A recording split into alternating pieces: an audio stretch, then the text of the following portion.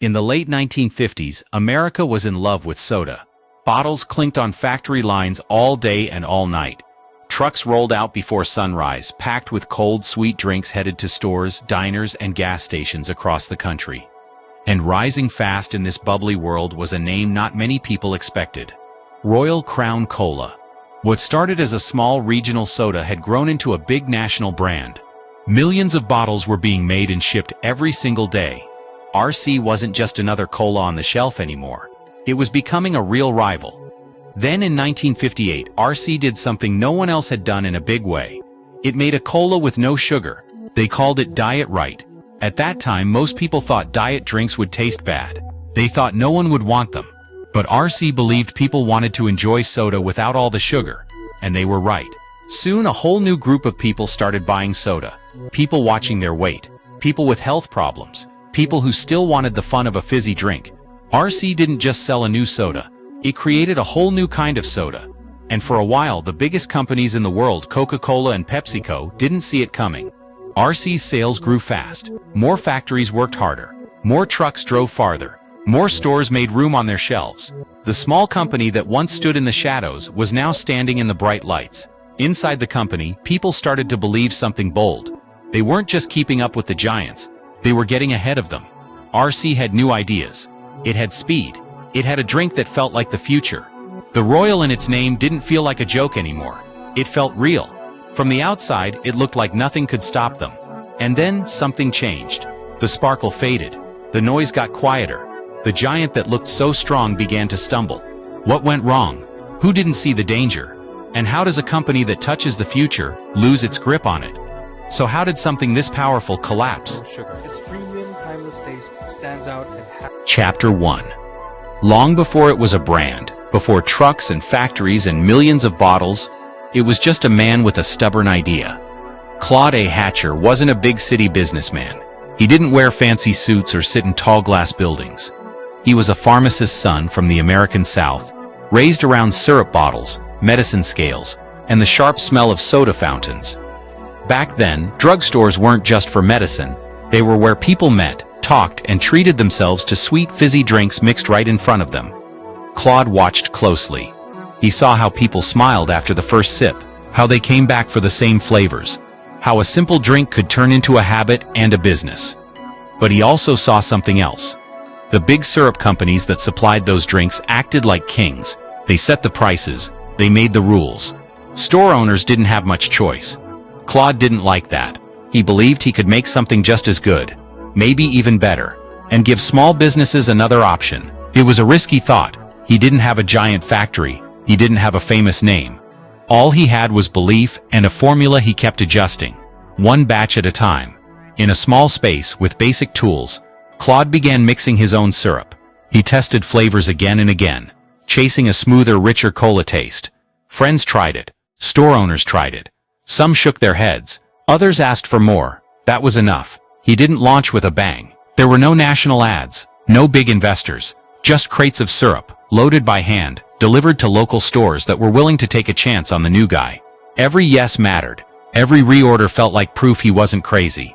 The company that would one day become Royal Crown Cola didn't begin with power. It began with rejection, long days, and a quiet promise Claude made to himself. If they won't give us a seat at the table, we'll build our own. He traveled town to town, meeting shop owners face to face. He listened more than he talked. He learned what customers liked, what they complained about, what made them come back for another glass. This wasn't a man chasing fame. He was chasing better taste, better deals, better chances for the little guys like him. Slowly, the orders grew. One town became 2. 2 became 10. The syrup business turned into a real company, with workers, schedules, and delivery routes that stretched farther each year. But success didn't make Claude comfortable. It made him bolder. Where others saw limits, he saw open space. If a flavor didn't work, he changed it. If a deal fell through, he knocked on another door. He believed problems weren't stop signs. They were puzzles. That mindset, restless, stubborn, always looking for a smarter move, became part of the company's DNA. From the very start, this wasn't a business built on size. It was built on nerve. On the belief that a small outsider could stand up in a world ruled by giants and not blink. No one back then would have called it an empire. It was just a growing soda company. fighting for shelf space and respect, one store at a time. But inside those small rooms, over sticky counters and handwritten orders, something bigger was quietly forming. Not just a drink, and like many great challengers, its greatest strength, the hunger to prove itself, would one day become the very thing that pushed it too far. Chapter 2. For years, Royal Crown Cola was the little guy. It had loyal customers, a growing map of delivery routes, a cola people genuinely liked.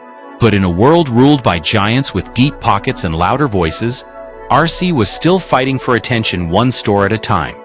Then came a question that sounded almost foolish. What if soda didn't need sugar? At the time, sugar wasn't the enemy. It was the point. Sweetness was comfort, celebration, energy. The idea of removing it felt like taking the fun out of the drink. But inside RC, someone was paying attention to quiet signals others ignored. Doctors were starting to warn about weight gain. Some people with diabetes had to skip soda entirely. A small but growing group of Americans wanted to enjoy treats without the guilt. Big soda companies saw this as a niche, too small to matter. RC saw an opening. Instead of asking, "Will everyone want this?" they asked, "Who desperately needs this?" The answer changed everything. In 1958, RC introduced Diet Right, the first diet cola that actually tasted close enough to the real thing to win repeat buyers. It wasn't perfect. Early artificial sweeteners had quirks. Some batches needed tweaking. But for the first time, people who had been left out of the soda world had a seat at the table. And they showed up. At first, the orders were cautious. A few extra cases. A test run on a shelf next to regular cola. Then something surprising happened. Bottlers started asking for more. Store owners noticed certain customers reaching straight for the new cans. Word spread through neighborhoods and doctors' offices. There's a soda you can drink without sugar. RC hadn't just launched a new flavor. It had created a new category. While competitors were busy fighting over who had the boldest taste or the flashiest ads, RC quietly owned the space no one else had taken seriously. Diet Right wasn't competing head-to-head with the giants yet. It was building its own lane. Sales began to climb faster than anyone inside the company expected. Production lines had to adjust. Distribution routes stretched farther. Bottlers who once treated RC as a side brand now saw it as a growth engine. For the first time, RC wasn't just surviving because of hustle. It was growing because of vision. And the difference showed. Buyers from larger chains started taking meetings. Industry magazines began to mention the diet soda trend. A trend that at that moment was basically one product from one company, RC. Inside headquarters, the mood shifted. Conversations changed from how do we keep up to how big can this get? They had spotted the future early. A future where people would think more about calories, health, and lifestyle. A future where indulgence and control would live side by side. Years before the word wellness became a billion-dollar idea, RC had bottled the first taste of it. And that breakthrough did something even bigger than drive sales. It changed how the company saw itself. No longer just the underdog cola trying to copy the leaders. Now it was an innovator, a risk-taker. A company willing to bet on an idea others thought was too small, too strange, or too soon. That confidence became fuel. More risks felt possible. Bigger moves felt justified. Growth no longer seemed like a distant dream, it felt inevitable.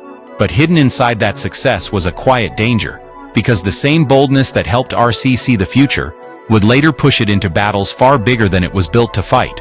Still, in this moment, none of that was visible. All anyone could see was a small company that had changed the rules of the soda world, and for the first time was being taken seriously by the giants themselves. Chapter 3. Success didn't arrive like a lightning strike. It came like a rising tide. After the surprise win of Diet Right, Royal Crown Cola stood at a crossroads. They could stay small, protect what they had, and hope the giants didn't notice. Or they could run toward the noise. They chose to run. Factories that once worked steady now worked fast. New equipment was installed.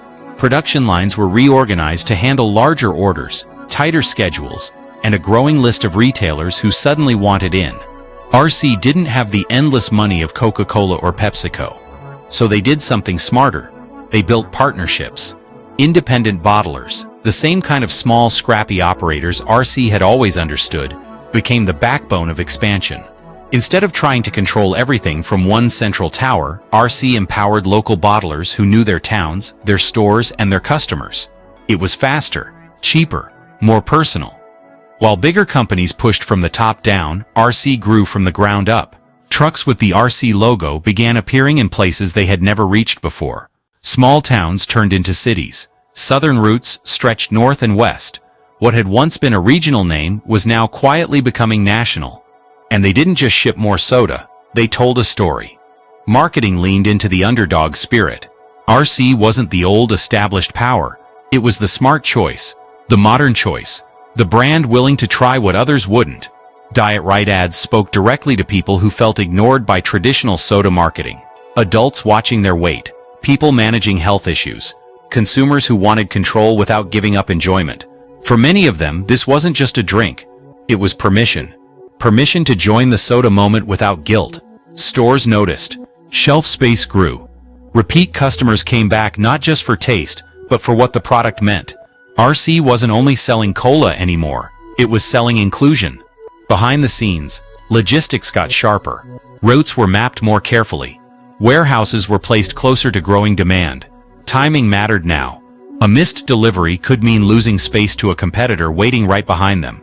RC learned to move like a bigger company, without losing the hunger of a small one. And it worked. Market share climbed. Not enough to knock the giants off their thrones, but enough to make them turn their heads. RC was no longer invisible. It was a real player in the game, with a product category it had helped create and a network that was spreading wider every year. Inside the industry, something shifted. Diet soda was no longer a strange side idea. It was a real segment. Other companies began working on their own versions, not because they believed first, but because RC had proved there was money on the table. The challenger had become a trendsetter. For employees, bottlers, and partners, the growth felt earned. Every new territory had a story behind it. A deal won, a risk taken, a long drive to convince one more distributor to give them a chance. This wasn't luck. It was momentum built step by step. And with every success, belief grew stronger. Maybe the giants weren't untouchable. Maybe speed could beat size. Maybe being first to the future mattered more than being biggest in the present. RC stood taller now, louder, more confident. But growth has a strange effect on underdogs. The bigger you get, the harder it is to stay nimble. The more you win, the easier it is to believe you can't lose. And as RC expanded its reach, strengthened its systems, and earned its place in the national conversation, it was also moving closer to a battle where smart moves alone would not be enough. Chapter 4. There was a time when the rise was no longer a question, it was a fact. By the height of its power, Royal Crown Cola was no longer the scrappy outsider knocking on doors with sample cases. It was a national force with momentum, confidence, and a product line that had reshaped the future of soda. Factories roared day and night. Metal lines clattered. Bottles flashed past in silver blurs. Pallets stacked higher. Trucks rolled out in steady waves, each one carrying thousands of drinks to cities, suburbs, and small towns across America. This was no longer a hopeful experiment. This was an empire in motion. At the center of that power stood two names on millions of labels, RC Cola and Diet Right. One satisfied tradition, bold, sweet, familiar. The other spoke to a new kind of future, lighter, controlled, modern. Together they made RC something rare in business, a company with one foot in the present and one foot already planted in tomorrow. Inside the industry, executives began saying it quietly at first, then out loud. RC had changed the game. Diet soda was no longer a side idea. It was a fast-growing category, and RC owned its origin story. While Coca-Cola and PepsiCo still towered in overall size, RC held something just as powerful in that moment. Momentum. Sales charts tilted upward. New bottling partners joined the network. Territories that once felt distant became routine stops on delivery routes. RC logos appeared on storefront coolers, roadside signs, and grocery end caps in places where, just years before, the brand had been unknown. And the numbers told the story. More production, more distribution, more shelf space, more demand. RC was no longer fighting just to be noticed. It was shaping what the soda aisle looked like. Culturally, the brand found its voice. RC wasn't polished like the old giants. It didn't pretend to be timeless. It felt current, approachable, a little rebellious. It spoke to people who didn't automatically choose the biggest name on the shelf. Choosing RC felt like making a smart choice, not just a default one. Diet Right especially became more than a drink. It became a signal, a quiet badge for people trying to balance pleasure and control. Long before fitness trends flooded television and magazines, Diet Right had already found its place in lunchboxes, office fridges, and kitchen tables. For many, it wasn't about dieting, it was about options. RC had given people an option no one else had taken seriously. That kind of innovation earns respect. Inside company offices, the mood had changed from survival to strategy. Leaders talked about long-term positioning, national influence, and future categories. Investments went into better equipment, tighter logistics, smarter forecasting. This wasn't guesswork anymore. This was a company learning how to think big. Physical signs of success rose with the numbers. Larger facilities replaced cramped early plants. Warehouses stood like quiet fortresses along highways.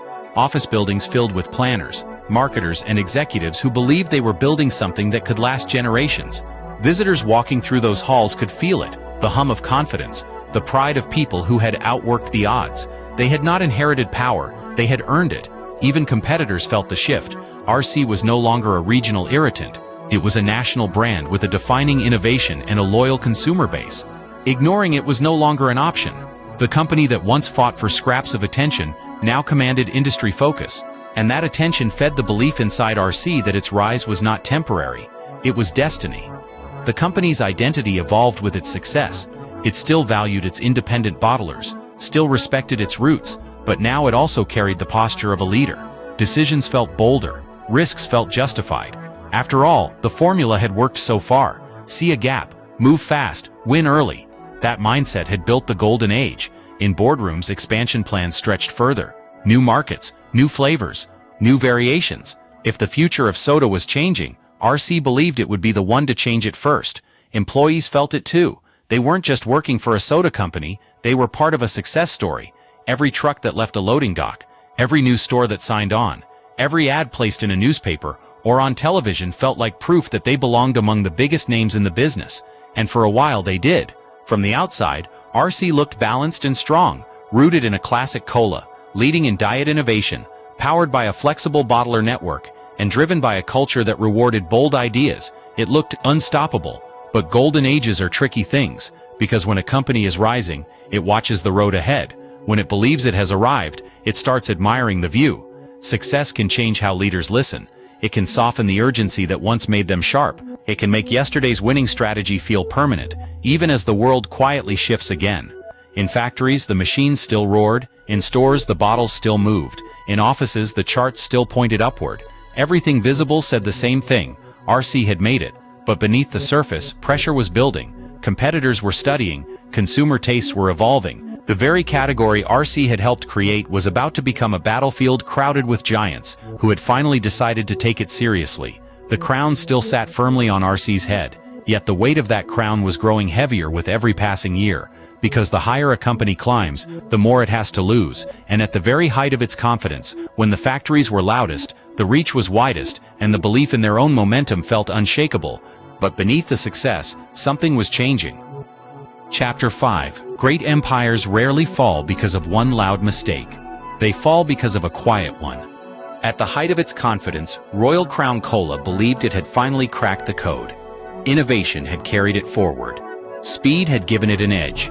Its network of independent bottlers had helped it grow town by town, state by state.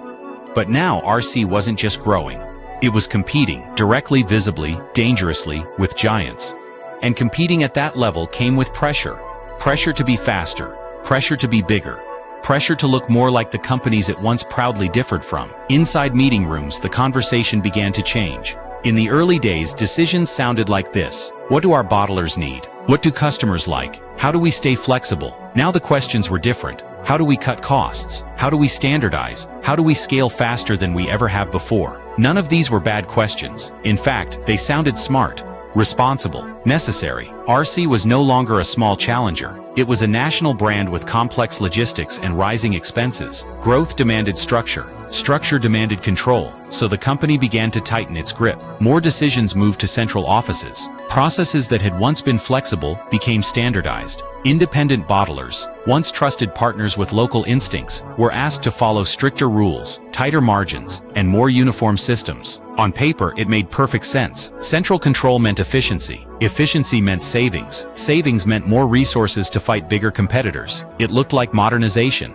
It felt like maturity. But something subtle was being traded away. In the past, RC's strength had come from being close to the ground. Bottlers knew their communities. They adjusted promotions, deliveries, and relationships based on local reality. That flexibility had helped RC slip into markets the giants overlooked. Now decisions were made farther away. Spreadsheets replaced conversations. National strategy replaced local intuition. The system became cleaner, but also colder. At first, no one noticed a problem. Sales were still strong. Distribution still worked. Factories still ran at full speed. From the outside, RC looked sharper and more professional than ever. Inside, leaders felt proud. They believed they were preparing the company for the next level, building the kind of structure needed to survive long-term battles. And in a way, they were right, but they were also changing the company's personality. The hunger that once drove creative risks started to soften under layers of process. The scrappy mindset that once said, "Let's try it and see," slowly shifted toward, "Let's make sure it fits the system." It wasn't a dramatic shift, no big announcement,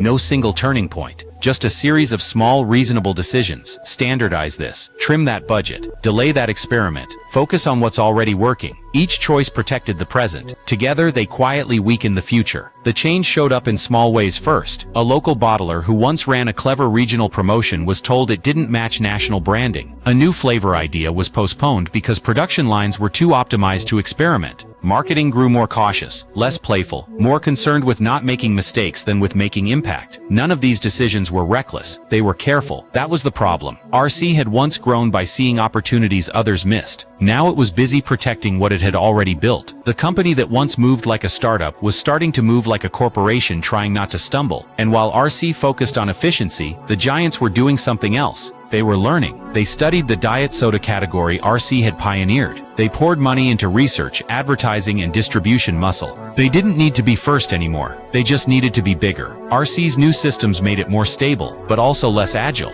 less able to pivot, less willing to take uncomfortable risks. The very structure designed to help it compete at scale slowly made it harder to outmaneuver anyone. Still, the warning signs were easy to ignore. Profits looked fine, market presence was solid, brand recognition remained strong. From the inside, the shift felt like evolution. From the outside, it was almost invisible. But deep in the company's DNA, something fundamental had changed. RC had once been defined by boldness, speed, and closeness to its partners and customers. Now it was defined by process, efficiency, and caution. It had traded a little bit of its soul for a little more control. And that trade would only reveal its cost later. Because when the real storm arrived, when competition intensified, taste shifted, and pressure mounted, RC would need the very qualities it had slowly trimmed away. Flexibility, risk tolerance, that restless instinct to move first. But by then, those muscles would be weaker than anyone realized. At the time though, it all felt like progress. Responsible growth, smart management, a company growing up. No alarms rang. No headlines warned of danger, just a quiet, steady drift away from the mindset that had built the golden age in the first place. A small shift, so small almost no one could see it, until it was far too late. Chapter 6. Trouble rarely arrives with sirens. It whispers. During the years when Royal Crown Cola still looked strong from the outside, small signals began flickering at the edges of the map. Nothing dramatic, nothing headline-worthy, just friction. In a few regions, orders slowed. Not everywhere, not enough to scare anyone. But certain distributors noticed cases sitting a little longer in storage. Store managers quietly shifted shelf space, giving more room to newer competitors who came in with flashy promotions and heavy advertising support. It didn't look like decline, it looked like normal fluctuation. Inside RC, reports mentioned temporary softness in select territories. Weather, local competition, changing retail layouts, easy explanations, all reasonable, all comforting. Meanwhile, something else was happening. Customers were changing. Younger buyers, raised in a louder advertising era, were drawn to bold campaigns, celebrity endorsements, and brands that felt larger than life. RC still had loyal drinkers, but its voice wasn't carrying as far with the next generation. That shift didn't show up clearly in spreadsheets. It showed up in vibes, in conversations, in subtle preference changes that take years to become obvious. A few marketing staff noticed. They suggested bolder campaigns, riskier ideas, stronger emotional branding. But budgets were tighter now. Strategies were more cautious. Leadership preferred steady returns over creative gambles. After all, the numbers still looked healthy. Then there were the product murmurs. Nothing major, no crisis, just scattered complaints about taste differences between regions. Slight variations from bottler to bottler. Most consumers never noticed, but some did. And in a world where competitors were pouring money into consistency and quality control, Almost the same started to matter more than before. Field representatives passed along feedback. Some bottlers requested support to upgrade equipment or adjust formulas. Head office reviewed the requests carefully. Too expensive, not urgent, monitor for now. Again, reasonable decisions, individually harmless. Together they formed a pattern of delay. Inside the company, a few experienced voices felt uneasy. People who remembered the early days when RC moved quickly, fixed problems fast, and treated small signals as early warnings, sensed a change in attitude. Concerns were raised in meetings, gently at first. Are we moving fast enough? Are we listening closely enough? Are competitors catching up faster than we think? But confidence has a powerful shield. Quarterly results were still solid. Distribution remained wide. Brand recognition hadn't vanished. From the top, the view still looked stable, and stability can make caution feel unnecessary. Outside the company, the soda landscape was growing more crowded. New drinks entered the scene. Not just colas, but flavored sodas, new diet options, and beverages marketed around lifestyle and image. The shelf wasn't just a battlefield anymore. It was a festival of choices. RC still had presence, but its story, once fresh and daring, was now part of the background. Being first had given it an advantage. Staying first required constant reinvention. Reinvention is uncomfortable. Maintenance is easier, so maintenance won. Even as early diet soda competitors improved their formulas and poured millions into advertising, RC leaned on its history, its existing base, and the belief that its position was secure. After all, they had built the category. How fast could others really catch up? Faster than they thought. But that realization hadn't landed yet. To leadership, the warning signs looked like noise around a strong signal. Sales overall were still respectable.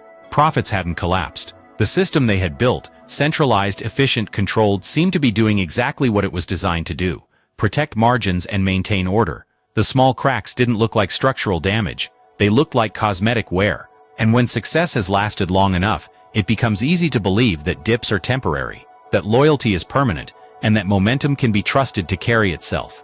Meetings ended with reassurance. Reports closed with optimistic projections. The story inside headquarters remained one of steady leadership in a competitive but manageable market.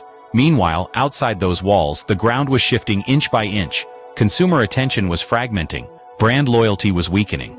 Marketing had become louder, faster, more emotional. The fight was no longer just about taste or calories, it was about identity.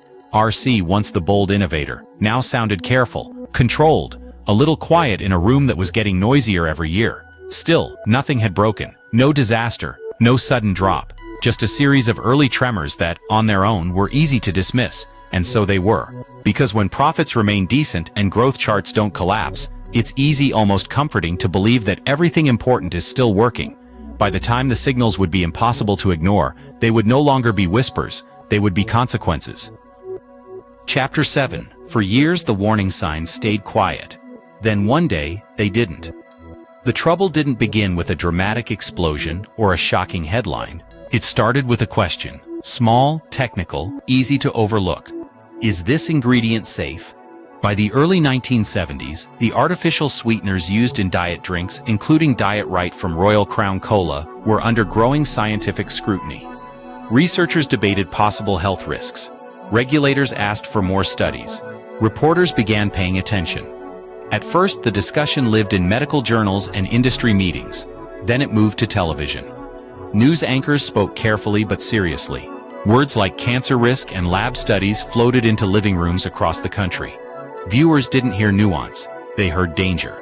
Diet soda, once seen as the smart, modern choice, suddenly felt uncertain. Phones rang at customer service lines. Store managers fielded nervous questions. Parents stared at cans in grocery aisles a little longer than before. RC hadn't done anything illegal, it had followed the same rules as the rest of the industry. But that didn't matter in the court of public opinion. Fear doesn't wait for final proof. Sales of diet drinks began to wobble. Not collapse overnight, but drop enough to make executives uneasy. And for RC, Diet Right wasn't just another product. It was a pillar. The company responded with statements, reassurances, and references to regulatory guidance. Scientists debated. Spokespeople emphasized safety standards. Internally, teams scrambled to assess alternatives, reformulations, contingency plans. But control was slipping, because now the story wasn't being told in boardrooms, it was being told in headlines. Competitors moved fast. Some reformulated, some leaned harder into other products. Some simply outspent everyone on advertising that shifted attention elsewhere. RC didn't have the same cushion. For a company already stretched by tighter margins and rising competition, this wasn't just a public relations problem, it was a shock to the system. Distribution partners grew cautious. Retailers reduced orders, unsure how demand would hold. Bottlers felt the squeeze as cases moved more slowly. Inside factories, the rhythm changed. Not dramatically at first, but enough to be felt. Less urgency, more uncertainty. And then came the deeper blow. Diet Right had been more than a drink. It had been RC's symbol of innovation, proof that the company could see the future before others did. Now, the very product that once made RC look visionary was being talked about as a potential risk. The psychological shift was brutal. Consumers who once chose Diet Right proudly now hesitated. Some switched brands, some left diet soda altogether. Trust, once shaken, proved hard to steady. Inside RC, meetings took on a different tone. Voices were sharper, timelines shorter, decisions heavier. Leaders who once spoke about growth now spoke about damage control. The company that had learned to operate with confidence was now reacting. Fast, nervous, under pressure, and the public could feel it. News coverage didn't just question ingredients, it questioned companies. Were they transparent? Were they careful? Were they putting profits before people? Even without direct accusations, suspicion lingered in the air. For RC, a brand built on being the smart alternative, that suspicion cut deep. Sales dips became trends. Trends became forecasts. Forecasts forced difficult conversations about budgets, staffing, and long-term strategy. Every department felt the tension. What had once been a smooth machine now felt like a ship steering through a storm, adjusting course again and again just to stay upright. The crisis didn't destroy RC overnight, but it shattered the illusion of safety. The belief that steady growth and smart management could shield the company from sudden shocks was gone. In its place stood a harsher reality. Reputation could change faster than any production line could adapt. And once fear enters the story, control never fully returns. The golden age had been loud, confident, full of forward motion. This new era was cautious, reactive, uncertain. The problem was no longer internal, no longer theoretical. It was public, and everyone was watching. Chapter 8. When the storm hit, leadership at Royal Crown Cola didn't freeze. They fought. Emergency meetings filled calendars. Executives moved fast, determined to steady the ship. To them, the situation looked like a communications problem, a misunderstanding that could be corrected with the right message, the right tone, the right campaign. So they reached for what had worked before: marketing. New ads rolled out emphasizing taste, lifestyle, and normalcy. Smiling families, bright kitchens, confident slogans. The message was clear: everything is fine, nothing has changed, trust us. But the public wasn't worried about flavor. They were worried about safety. The more the ads leaned into cheerfulness, the more disconnected they felt. Instead of reassurance, viewers sensed avoidance. It was as if the company was talking around the issue, not through it. At the same time, public relations teams issued carefully worded statements. They cited regulations, scientific reviews, industry standards, technically accurate, professionally written, emotionally hollow. People didn't want policy language. They wanted empathy, clarity, and visible action. What they saw instead felt defensive, like a company trying to win an argument rather than calm a fear. Then came the legal posture. Lawyers stepped in to protect the brand from potential liability. Messaging grew tighter, more cautious. Spokespeople avoided strong commitments while investigations continued. Every sentence was reviewed, refined, stripped of anything that could be risky. In trying to say nothing wrong, the company ended up saying very little at all. Silence filled the gaps, and in those gaps doubt grew. Inside the company, pressure mounted. Falling sales triggered another kind of response: cost control. Budgets tightened. Support for bottlers grew thinner as headquarters focused on preserving margins during uncertainty. From a financial perspective, it was logical. From a human perspective, it felt like retreat. Bottlers who had once felt like partners now felt exposed. Retailers sensed hesitation. Employees felt the mood shift from confidence to containment. The organization began turning inward just when it needed to reach outward. Meanwhile, competitors moved with sharper instincts. Some reformulated quickly and made a show of it. Others leaned hard into alternative products, giving nervous consumers easy exits. Their messaging addressed fear directly, sometimes subtly framing themselves as the safer choice without naming names. RC's voice, once bold, now sounded careful and strained. The contrast was painful. What leadership saw as steady professionalism, the public interpreted as distance. What executives believed was protecting the company, many customers experienced as evasion. Trust erodes faster than it builds. Every ad that didn't answer the real question made people more skeptical. Every guarded statement made the brand seem less human. Every internal cut that reduced field support weakened the relationships that had once been RC's greatest strength. The company wasn't ignoring the crisis, it was misreading it. Leaders thought they were managing perception. In reality, they were confirming fears that the brand cared more about defending itself than understanding its customers. And once that idea takes hold, it spreads quietly but powerfully. Store by store, conversation by conversation, RC had built its rise on being different from the giants, more personal, more daring, more connected. Now, in its moment of truth, it was acting exactly like the kind of corporation people mistrusted. That shift hurt more than any headline, because it wasn't just about a product anymore, it was about identity. And with each well-intentioned but tone-deaf move, the distance between RC and the people who once believed in it grew wider. Leadership kept pushing, convinced the next campaign, the next statement, the next quarter would stabilize things. Instead, the effort only stirred the water more. The problem wasn't just the crisis, it was the response to it. For Royal Crown Cola, the shift from struggle, to slide, to spiral happened faster than anyone inside headquarters expected. What had once been small dips in certain regions turned into clear patterns. Orders didn't just soften, they shrank.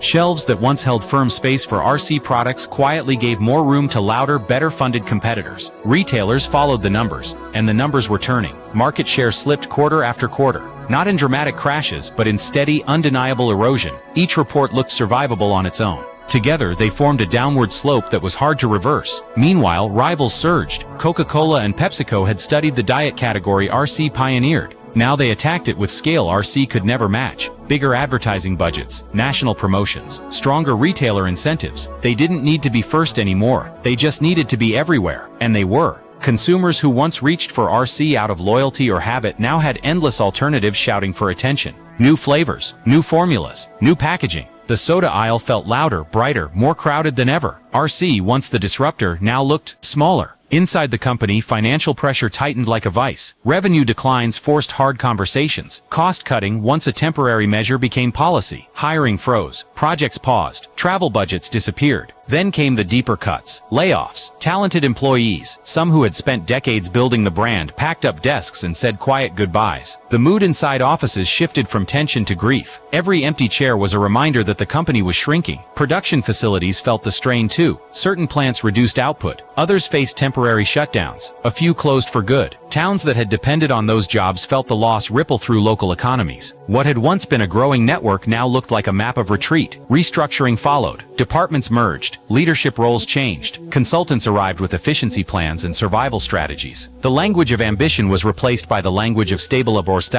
Right-sizing, streamlining, refocusing. Careful words for painful realities. Suppliers grew cautious. Bottlers already under strain questioned long-term commitments. Some shifted attention toward other brands with stronger backing and brighter futures. The partnership model that once fueled RC's rise now showed cracks under financial stress. Every part of the system felt it, and the speed of the decline shocked those who remembered the climb. It had taken decades of hustle, risk and belief to build RC into a national force. Now, in just a handful of difficult years, that presence was thinning. Influence faded. Negotiating power weakened. Confidence evaporated. The psychological change was as heavy as the financial one. Inside meeting rooms, the question was no longer, how do we grow? It was, how do we survive? And survival mode is a different kind of existence. It rewards caution, not creativity. Defense, not daring. The very instincts that had once set RC apart were buried under the urgent need to stop the bleeding. But decline has momentum too. Retailers watched the headlines and adjusted expectations. Investors saw shrinking numbers and lost patience. Talent looked elsewhere for stability. Each reaction fed the next, creating a cycle that was hard to interrupt. From the outside, it looked like a brand fading into the background. From the inside, it felt like trying to hold back a tide with bare hands. The rise had been built on bold moves and open roads. The fall felt like walls closing in from every side, faster than anyone believed possible. Chapter 10. When decline becomes undeniable, hope doesn't disappear, it sharpens. Inside Royal Crown Cola, a final wave of determination began to rise. The numbers were painful. The closures were real, the mood was heavy, but not everyone was ready to let the story end like this. Leadership changed. New faces stepped into key roles, bringing fresh energy and a different tone. Where recent years had sounded defensive and cautious, these voices spoke about renewal, about remembering who RC used to be. They talked about roots, about the early days when the company moved fast, listened closely, and dared to try what others ignored. The message inside the company was simple: we forgot what made us special. Let's find it again. Efforts began to rebuild trust. Quality checks tightened. Conversations with bottlers became more personal, less corporate. Executives traveled more, meeting partners face to face, trying to repair relationships that had thinned during the hardest years.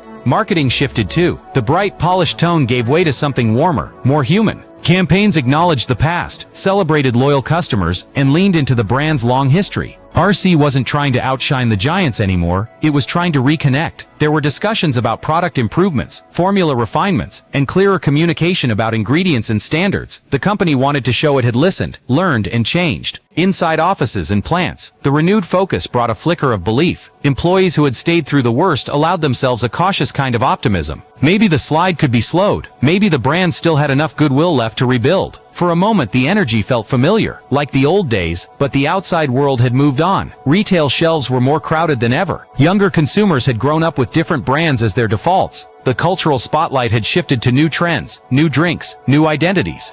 RC's story, once bold and surprising, now felt like history. Reputation, once cracked, proved stubborn. Some customers appreciated the effort. A few returned. Loyal fans stayed loyal, but the broad trust that had once carried the brand through challenges didn't come rushing back. Doubt lingers longer than hope. Competitors didn't pause out of respect. They kept innovating, advertising, expanding. Their momentum, built during RC's weakest years, now formed a wall that was hard to climb. Internally, the reforms improved morale. They restored pride. They reminded people why they had believed in the company in the first place. But morale alone couldn't reverse years of market loss. Sales stabilized in places, dipped in others. Gains were small and fragile. Every step forward met strong resistance. The company was fighting not just competitors but time, and time had already reshaped the landscape. The tragedy wasn't a lack of effort, it was timing. The return to core values, the renewed focus on relationships, the honest attempt to reconnect, all of it might have changed the story years earlier. Now it served as a graceful final chapter rather than a comeback. Inside the company, people sensed it before they said it. They had rediscovered their heart, but the world had stopped listening. Chapter 11. Empires don't always end with a bang. Sometimes, they end with paperwork. For Royal Crown Cola, the final chapter didn't arrive as a dramatic collapse. There was no single day when the lights shut off and the truck stopped rolling. Instead, the end came quietly, in boardrooms and contracts, in signatures that transferred ownership piece by piece. The company that once stood proudly independent, bold enough to challenge giants, daring enough to invent a new category with Diet Right, slowly became something else. An asset, a brand name in a portfolio, a legacy folded into larger corporate structures, eventually landing under the umbrella of Coke Dr. Pepper. Production didn't stop overnight. Bottles still reached shelves. The logo didn't vanish. But the spirit of the company, the scrappy challenger with its own direction and daring, faded into the background of bigger strategies and broader product lines. Headquarters that once buzzed with ambition grew quieter. Departments shrank, roles shifted, decisions about the brand's future were made farther away, by people managing dozens of names instead of one mission. Factories that had once symbolized growth and pride faced hard realities. Some scaled back, others closed. Parking lots that once filled before sunrise slowly emptied. The hum of machinery that had sounded like progress fell silent in places where RC had once been a local landmark. Communities felt the absence. For years, those buildings had meant jobs, stability, identity. Now they stood as reminders of something that had mattered deeply, and was now gone, or transformed beyond recognition. The fall wasn't loud. It was gradual erasure. Shelf space grew smaller. Advertising grew rarer. Younger consumers passed by the familiar red and blue label without the connection older generations still felt. RC was still there, but no longer leading, no longer shaping the future of the industry it once helped redefine. It had gone from pioneer, to participant, to afterthought, and the contrast was striking. There had been a time when trucks rolled out in waves, when factories ran at full tilt, when the company believed it could outthink and outpace anyone. A time when its innovation forced the entire soda world to change direction. Now the brand existed within systems it didn't control, in markets it no longer influenced, carried forward more by history than by momentum. The crown in its name remained, but it was no longer worn.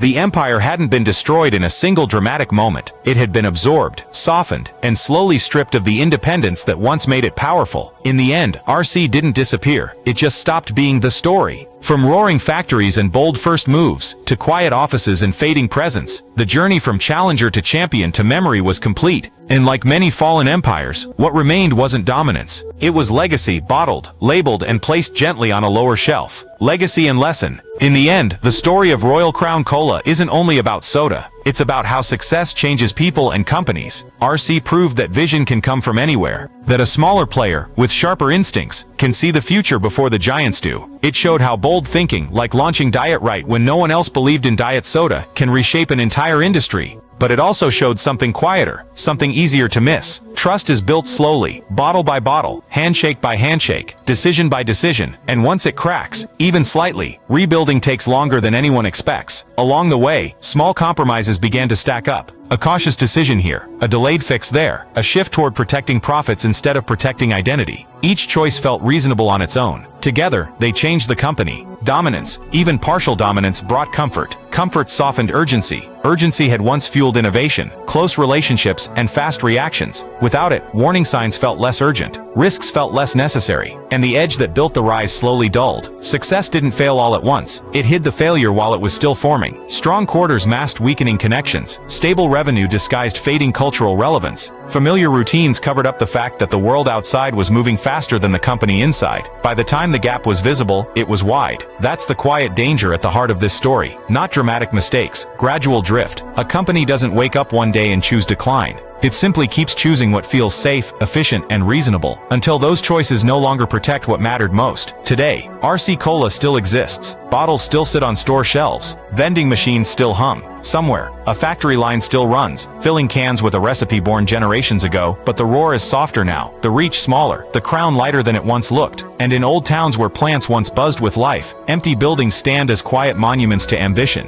innovation, and the slow cost of forgetting what made success possible in the first place. The lesson isn't that giants fall, it's that they rarely notice the fall beginning. Not when the numbers still look fine, not when the brand still feels familiar, not when the machines are still running. By the time the silence arrives, it has been on its way for years.